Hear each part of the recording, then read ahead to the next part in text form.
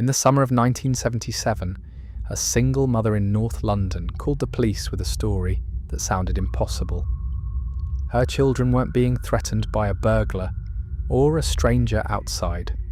She said something inside their house was attacking them, and over the next year, this ordinary council home would become the centre of the most documented haunting in modern history. This is the Enfield Poltergeist. It started quietly, a faint scratching sound in the girl's bedroom, a knocking that seemed to follow the children from room to room. Janet, 11 years old, told her mother that her brother's bed was shaking at night. Peggy Hodgson brushed it off. Kids have nightmares. Old houses make noises. But on August 30th, everything changed. Peggy heard a loud crash upstairs. When she opened the bedroom door, a heavy chest of drawers slid across the carpet, dragged by something she couldn't see. She tried to push it back. It pushed forward again, harder. It was as if the house itself wanted the children trapped in that room. Terrified, Peggy grabbed her kids and fled into the street. 2 police constables arrived moments later. Both officers reported hearing loud, rhythmic knocks coming from the walls and ceiling. One constable witnessed a wooden chair lift slightly off the ground and slide several feet across the kitchen floor, with no one near it. She checked for wires, for magnets, for anything that could explain the movement. There was nothing.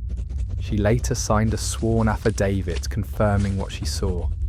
It was the first official record of the haunting, but not the last.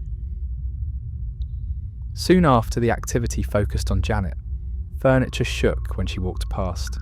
Items vanished, then reappeared in impossible places. Cold winds blasted through the rooms, even when the windows were sealed shut. Then the voice began. At night, Janet's family heard a deep, gravelly growl coming from the corner of her room. But it wasn't coming from the walls or the floor, it came from her, an 11-year-old girl speaking in the voice of a grown man. Neighbours heard it, journalists recorded it, researchers tested it for trickery. But the voice survived every test. When asked who was speaking through her, the voice replied, "I'm Bill. I died in that chair, in the corner." Investigators later confirmed that a man named Bill Wilkins had indeed lived and died inside the Hodgson's home, right where Janet slept. The haunting grew violent. Furniture crashed to the floor. Marbles shot across the room as if flung by invisible hands. Books tore themselves apart. A fireplace ripped itself out of the wall while investigators watched. One night, Janet was found thrown from her bed with no one touching her. Another night, a photographer captured a shot that shocked the world. Janet midair, arms extended, back arched, as if something had lifted her. The family lived in constant fear. They barely slept, they barely ate. The entity grew stronger, and it wanted control. The Society for Psychical Research sent 2 investigators, Maurice, Grosse and Lyon Playfair, to stay inside the home. For months they documented over 2,000 events they couldn't explain. Maurice watched metal spoons bend in front of him. Guy heard growls echo from empty rooms. One night, a researcher ran from the bedroom in tears after feeling a cold hand grip his ankle from under the bed. Even the skeptics began to doubt their skepticism. Whatever was haunting the Hodgsons wasn't slowing down.